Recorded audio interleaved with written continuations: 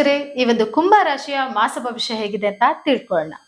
ಮುಂದಿನ ರಾಶಿ ಕುಂಭ ರಾಶಿ. ಹೌದು. ಕುಂಭ ರಾಶಿಯ ಮಾಸ ಭವಿಷ್ಯ ಹೇಗಿದೆ ಅದ್ರ ಬಗ್ಗೆ ತಿಳಿಸ್ಕೊಳ್ಳಿ. ಖಂಡಿತವಾಗ್ಲು ನೋಡಿ, ಕುಂಭ ರಾಶಿಯವರಿಗೆ ಈಗ ಆ, ತುಂಬಾ ಒಳ್ಳೆ ಟೈಮೇನೆ. ಅವ್ರಿಗೆ ಒಂದು ಹಣಕಾಸಿನ ಅರಿವು ತುಂಬಾ ಚೆನ್ನಾಗಿದೆ.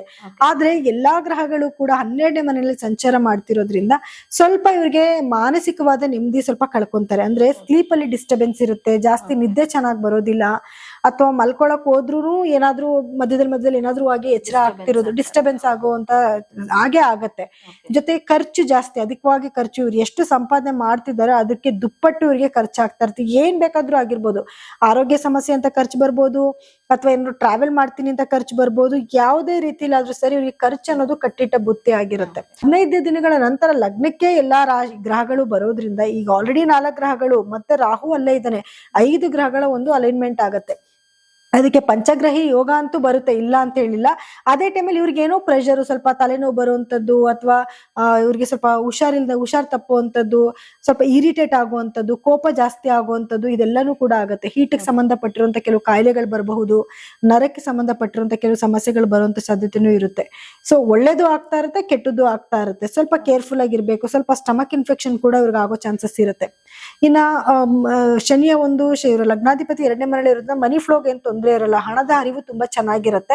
ಒಂದು 15 ದಿವಸಗಳ ಮಾತ್ರ ಇವರಿಗೆ ಸ್ವಲ್ಪ ದುಡ್ಡು ಜಾಸ್ತಿ ಖರ್ಚಾಗ್ತಾ ಇರುತ್ತೆ. ಆದ್ರೆ ಹಣ ಬರ್ತಾ ಇರುತ್ತೆ, ಇವ್ರಿಗೆ ಹಣಕ್ಕೇನು ತೊಂದರೆ ಆಗೋದಿಲ್ಲ. ಎಲ್ಲಾ ರೀತಿಯಿಂದನೂ ಇವ್ರಿಗೆ ಗ್ರಹಗಳ ಒಂದು ಬೂಸ್ಟ್ ತುಂಬಾ ಚೆನ್ನಾಗಿದೆ. ಸೊ ಹಂಗಾಗಿ ಹಣದ ಅರಿವು ತುಂಬಾ ಚೆನ್ನಾಗಿರುತ್ತೆ. ಇನ್ನ ಗುರು ಬಂದು ಪಂಚಮದಲ್ಲಿ ಕುತ್ಕೊಂಡಿರೋದ್ರಿಂದ ಒಂದು ಪೂರ್ವ ಪುಣ್ಯ ಸ್ಥಾನದಲ್ಲಿ ಕುತ್ಕೊಂಡಿದ್ದಾನೆ. ಇದರಿಂದ ಮಕ್ಕಳಿಂದ ಸ್ವಲ್ಪ ಏಳಿಗೆ ಸಿಗುತ್ತೆ, ಅಥವಾ ಮಕ್ಕಳು ಏಳಿಗೆನ ನೋಡಿ ಇವ್ರ ಮನಸ್ಸಿಗೆ ಖುಷಿ ಆಗುವಂತದ್ದು. ಎಜುಕೇಶನ್ ಅಲ್ಲಿ ಅವರು ಕೂಡ ಮುಂದೆ ಇರೋದು. ಇವರು ಅಷ್ಟೇ, ಯಾರು ಕುಂಭರಾಶಿಲಿ ಹುಟ್ಟಿದ್ದಾರೆ ಆ ಕುಂಭರಾಶಿಲಿರೋ ವಿದ್ಯಾರ್ಥಿಗಳಿಗೆ ಎಜುಕೇಶನ್ ಅಲ್ಲಿ ತುಂಬಾ ಮುಂದಿರ್ತಾರೆ. ಕಾಂಪಿಟೇಟಿವ್ ಎಕ್ಸಾಮ್ಸ್ ಎಲ್ಲ ಬರೆಯೋದಕ್ಕೆ ಒಂದು ಉತ್ತಮವಾದ ಸಮಯ ಅಂತಾನೆ ಹೇಳ್ಬೋದು. ಆದ್ರೆ ಸಪ್ತಮದಲ್ಲಿ ಕೇತು ಕುತ್ಕೊಂಡಿರೋದ್ರಿಂದ ಹಸ್ಬೆಂಡ್ ಅಂಡ್ ವೈಫ್ ಮಧ್ಯದಲ್ಲಿ ಸ್ವಲ್ಪ ಇರಿಟೇಷನ್ ಆಗ್ತಾನೆ ಇರುತ್ತೆ. ಏನೇ 5ನೇ ಮನೆಯಲ್ಲಿ ಗುರುಗ್ರಹ ಕುತ್ಕೊಂಡು ಪ್ರೀತಿ ಬಾಂಧವ್ಯನ ಜಾಸ್ತಿ ಮಾಡಿದ್ರು ಕೂಡ ಸಣ್ಣ ಪುಟ್ಟ ಭಿನ್ನಾಭಿಪ್ರಾಯಗಳು ಬರ್ತಾನೆ ಇರುತ್ತೆ ಇವರಿಗೆ. ಸ್ವಲ್ಪ ಅದೊಂಚೂರು ಇವರೇ ಸ್ವಲ್ಪ ತಾಳ್ಮೆ ವಹಿಸ್ಕೊಂಡು ಹೋಗ್ಬಿಟ್ರೆ ಆ ನೆಗೆಟಿವಿಟಿಯಿಂದ ಈಚೆ ಬರ್ಬೋದು. ಆದ್ರೆ ಇವ್ರ ಸ್ಪೌಸ್ ಅಂದ್ರೆ ಯಾರು ಸಂಗಾತಿ ಇರ್ತಾರೆ ಅವ್ರ ಆರೋಗ್ಯದಲ್ಲಿ ಸ್ವಲ್ಪ ಏರುಪೇರು ಆಗೋ ಚಾನ್ಸಸ್ ಇರುತ್ತೆ. ಸ್ವಲ್ಪ ಕೇರ್ಫುಲ್ ಆಗಿರಿ.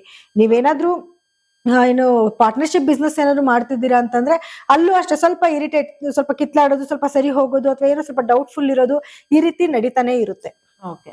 ಸೊ ಅಂತಂದ್ರೆ ಒಟ್ಟಾರೆಯಾಗಿ ತಾಳಿದವನು ಬಾಳೆ ಹೌದು. ಹಾಗೆ ಸ್ವಲ್ಪ ತಾಳ್ಮೆಯಿಂದ ಇದ್ರೆ ಸೊ ಎಲ್ಲಾನು ಸರಿ ಹೋಗುತ್ತೆ. ಹೌದು. ಹಾಗೆ ಕೆಲವೊಂದು ಸಮಸ್ಯೆಗಳಿಗೆ ಪರಿಹಾರ ಮಾಡ್ಕೊಳ್ಳೋದಾದ್ರೆ ಯಾವ ರೀತಿ ಮಾಡ್ಕೋಬೇಕು? ಖಂಡಿತ ನೋಡಿ, ಮೊದಲನೇದಾಗಿ ಇವ್ರಿಗೆ 2ನೇ ಮನೆಯಲ್ಲಿ ಶನಿ ಇರೋದ್ರಿಂದ ಕುಟುಂಬದ ಜೊತೆನಲ್ಲಿ ಸ್ವಲ್ಪ ಇವರು ಜಾಸ್ತಿ ಬೆರಿಬೇಕಾಗತ್ತೆ. ಕುಟುಂಬದ ಜೊತೆಲಿ ಜಾಸ್ತಿ ಬೆರಿದಿರೇನೆ ಇವ್ರು ಒಂದು ಕೆಟ್ಟ ಹೆಸರನ್ನ ತಗೊಂಡ್ ಬರ್ತಾ ಇರ್ತಾರೆ. ಯಾಕಂದ್ರೆ 2ನೇ ಭಾವದಲ್ಲೇ ಶನಿ ಕುತ್ಕೊಂಡಿರೋದ್ರಿಂದ. ಜೊತೆಗೆ ಇವ್ರಿಗೆ ಏನಾಗುತ್ತೆ, ಸ್ವಲ್ಪ ಎಲ್ಲಾ ಗ್ರಹಗಳ ಅಲೈನ್ಮೆಂಟ್ ಇರೋದ್ರಿಂದ ಮಾತಲ್ಲೂ ಸ್ವಲ್ಪ ಇವ್ರು ಇಟ್ಕೋಬೇಕಂದ್ರೆ ರಾಹು ಮತ್ತೆ ಸೂರ್ಯ ಎಲ್ಲ ಕುತ್ಕೊಂಡಿರೋದ್ರಿಂದ ಇವ್ರು ಏನ್ ಮಾತಾಡ್ತಾರೆ ಇವ್ರಿಗೆ ಅರಿವಿರೋದಿಲ್ಲ. ಸ್ವಲ್ಪ ಅಹಂ ಪ್ರವೃತ್ತಿನ ಸ್ವಲ್ಪ ಇವರು ಕಡಿಮೆ ಮಾಡ್ಕೊಬೇಕಾಗತ್ತೆ. ಅದು ಬಿಟ್ರೆ ಇವರು ಶನೇಶ್ವರನ್ಗೆ ಸ್ವಲ್ಪ ಆರಾಧನೆ ಮಾಡ್ತಾರೆ. ಸ್ವಲ್ಪ ದಾನ ಧರ್ಮ ಜಾಸ್ತಿ ಮಾಡುವಂತದ್ದು, ಗುರುಗಳ ಆರಾಧನೆ ಮಾಡುವಂತದ್ದು, ಗುರುಗ್ ಸಂಬಂಧಪಟ್ಟಿರೋ ಸ್ವಲ್ಪ ಸ್ಟಡಿ ಮೆಟೀರಿಯಲ್ಸ್ ನ ದಾನ ಧರ್ಮ ಮಾಡುವಂತದ್ದು, ಅಥವಾ ಮನೇಲಿ ಸ್ವಲ್ಪ ಕಡ್ಲೆಕಾಳು ಏನಾದ್ರು ಮಾಡ್ಕೊಂಡು ಸ್ವಲ್ಪ ಸೇವನೆ ಮಾಡುವಂತದ್ದು. ಯಾಕಂದ್ರೆ ಒಳ್ಳೆ ಟೈಮ್ ಇದೆ, ಅದನ್ನ ಸದುಪಯೋಗನೂ ಪಡಿಸ್ಕೋಬೇಕು ಇವರು. ಮತ್ತೆ ಆರೋಗ್ಯದಲ್ಲಿ ಏನೇ ಸಮಸ್ಯೆ ಬಂದ್ರು ತಕ್ಷಣ ಹೋಗಿ ವೈದ್ಯರ ಸಲಹೆ ತಗೊಳ್ಳುವಂಥದ್ದು. ಅದ್ರಲ್ಲೂ ಕೂಡ ಇವರು ಧನ್ವಂತರಿ ಮಹಾವಿಷ್ಣುವಿನ ದೇವಸ್ಥಾನಕ್ಕೆ ಹೋಗಿ ಇವ್ರ ಹೆಸರಲ್ಲಿ